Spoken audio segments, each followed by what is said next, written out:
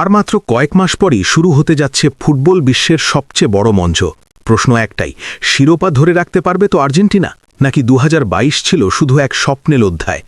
১৯৮৬ সালে ডিয়েগো ম্যারাডোনার জাদুকরী নেতৃত্বে দ্বিতীয় বিশ্বকাপ জিতেছিল আর্জেন্টিনা। এরপর কেটে গেছে দীর্ঘ ৩৬ বছর।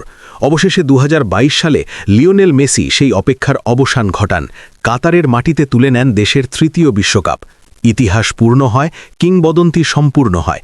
এখন সামনে আরেকটি বিশ্বকাপ, আর আলোচনার কেন্দ্রবিন্দুতে আবারও আর্জেন্টিনা। বিশ্লেষকদের ফেভারিট তালিকায় আর্জেন্টিনার নামটা জোরালোভাবে থাকবে এটা বলাই যায়, কারণ দলটি এখন অভিজ্ঞতা আর তারুণ্যের এক দুর্দান্ত মিশ্রণ। ২০২২ কাতার বিশ্বকাপে যারা সাফল্য এনে দিয়েছিল সেই কোর গ্রুপের বেশিরভাগই এখনও আছেন। শোনা যাচ্ছে মার্চের ফিফা উইন্ডোর ম্যাচের পর কোচ লিওনেল স্ক্যালোনি ঘোষণা করতে পারেন সম্ভাব্য বিশ্বকাপ স্কোয়াড। যদিও খুব বড় পরিবর্তনের ইঙ্গিত নেই, তবে স্কোয়াড আরও শক্তিশালী হয়েছে বলেই ধারণা ফুটবল বিশ্লেষকদের। স্ক্যালোনির পছন্দের ফরমেশন হতে পারে ৪-৩-৩। এই ফরম্যাটেই আর্জেন্টিনা সবচেয়ে বেশি সফল হয়েছে। গোলবারের নিচে থাকবেন ভরসার প্রতীক এমিলিয়ানো মার্টিনেজ। ২০২২ বিশ্বকাপে টাই ব্রেকারে তার সেভ, ফাইনালে তার মানসিক দৃঢ়তা, সব মিলিয়ে তিনি হয়ে উঠেছিলেন আর্জেন্টিনার নীরব নায়ক।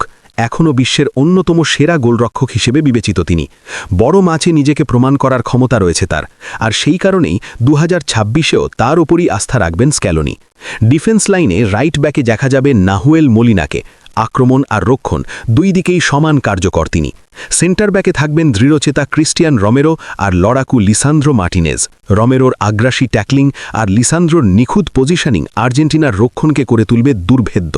লেফট ব্যাকে অভিজ্ঞ নিকোলাস তাগলিয়াফিকো, যিনি বড় ম্যাচে কখনো ভয় পান না। সব মিলিয়ে এই রক্ষণভাগ ভারসাম্যপূর্ণ এবং পরীক্ষিত। মিডফিল্ডে থাকবে আর্জেন্টিনার প্রাণ Rodrigo de Paul, Enzo Fernandez এবং অ্যালেক্সিস ম্যাক অ্যালিস্টার। এই ত্রয়ী হতে পারেন স্ক্যালোনির প্রথম পছন্দ। দে পল মাঠে এক অক্লান্ত যোদ্ধা, যিনি ডিফেন্স আর আক্রমণের সেতুবন্ধন তৈরি করেন। এনজো ফার্নান্ডেজের পাসিং ভিশন ও দূরপাল্লার শট যে কোনো ম্যাচের মোড় ঘুরিয়ে দিতে পারে। আর ম্যাক অ্যালিস্টার বুদ্ধিদীপ্ত পাস, আক্রমণ গড়ে তোলা আর প্রয়োজনে গোল করা, সব মিলিয়ে মাঝমাঠে ভারসাম্যের নাম তিনি। এই ত্রয়ী আর্জেন্টিনাকে দেবে গতি, নিয়ন্ত্রণ আর সৃজনশীলতা। আর সামনে সেখানে থাকবে স্বপ্ন, গতি আর গোলের ক্ষুধা। রাইট উইংয়ে অধিনায়ক লিওনেল মেসি। অনেকের মতে ২০২৬ হতে পারে তার শেষ বিশ্বকাপ, তবে এখনও তার dribble, free kick, match reading সবই আগের মতোই কার্যকর। বড় ম্যাচে তিনি মানেই ভরসা। লেফট উইংয়ে থাকতে পারেন জুলিয়ান আলভারেজ, যিনি গত বিশ্বকাপে সুযোগ পেয়ে নিজেকে প্রমাণ করেছিলেন। তার গতি, প্রেসিং আর গোল করার ক্ষমতা আর্জেন্টিনার আক্রমণে বাড়তি মাত্রা যোগ করবে। আর সেন্টার ফরওয়ার্ডে থাকবেন লাউতারো মার্টিনেজ। ইন্টার মিলানের এই নাম্বার ৯ এখন পরিণত ও ধারাবাহিক।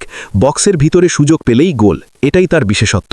সব মিলিয়ে সম্ভাব্য সেরা একাদশ দাঁড়াচ্ছে Emiliano Martinez, Nahuel Molina, Cristian Romero, Lisandro Martinez, Nicolas Tagliafico, Rodrigo de Paul, Enzo Fernandez, Alexis Mac Allister, Lionel Messi, Lautaro Martinez ও জুলিয়ান আলভারেজ। অভিজ্ঞতা আর তারুণ্যের এই সংমিশ্রণই আর্জেন্টিনাকে আবারও ফেভারিটের আসনে বসাচ্ছে। তবে ফুটবল কখনো কাগজে কলমে জেতা যায় না। বিশ্বকাপ মানেই চমক, নাটক আর অপ্রত্যাশিত মুহূর্ত। তবুও একটি বিষয় নিশ্চিত, এই দলটি জানে কিভাবে চাপ সামলাতে হয়, কিভাবে বড় ম্যাচ জিততে হয় আর কিভাবে স্বপ্নকে বাস্তবে রূপ দিতে হয়। প্রশ্ন এখন একটাই, মেসির নেতৃত্বে কি আর্জেন্টিনা আরেকবার বিশ্বজয়ের ইতিহাস লিখতে পারবে, নাকি নতুন কোনো শক্তি এসে বদলে দেবে সমীকরণ? উত্তর মিলবে মাঠেই, কিন্তু যতদিন সেই দিন না আসছে ততদিন আলোচনার কেন্দ্রেই থাকবে আর্জেন্টিনার এই সম্ভাব্য সেরা একাদশ।